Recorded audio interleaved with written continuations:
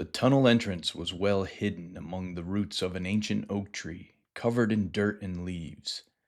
Digby led the way, expertly navigating the narrow passage as the group followed in single file. The air inside was cool and damp, and the ground beneath them trembled faintly as they moved closer to the Pilgrim camp. The tunnel eventually opened up into a wider cavern, and Gobblehead could hear the faint sounds of the Pilgrim camp above. The muffled footsteps and the crackling of fires reminded him of just how close they were to danger. Digby led them to a small opening in the ceiling of the cavern, where a ladder of roots led up to the surface. This leads right under the Pilgrim's main hut. Digby whispered. You'll be able to sneak in without being seen. Gobblehead nodded, glancing at Eldertail and Drumstick. We'll have to move quickly. We can't risk staying in the open for long. Eldertail shuffled his hooves uneasily. I'll do what I can to shield us from their sight, but remember, their power is foreign to this land. I cannot protect us from their weapons. They climbed the ladder in silence, their hearts pounding in their chests as they neared the surface.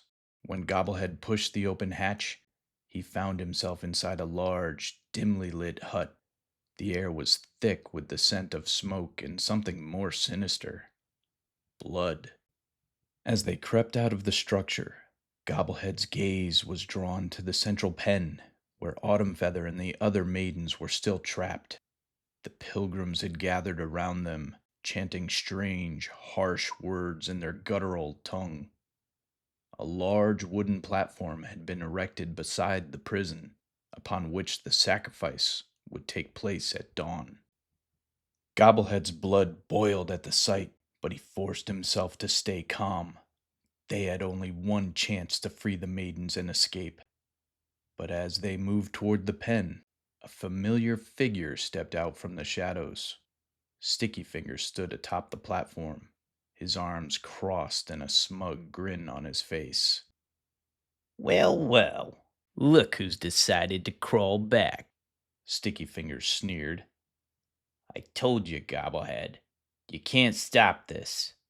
The black deal is done, and soon enough you'll be nothing more than a roasted memory.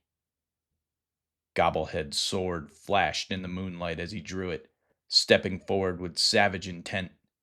You won't get away with this, Stickyfingers. We'll stop the pilgrims and we'll stop you. The raccoon chuckled darkly. You think you can fight them? Look around you. They've already won.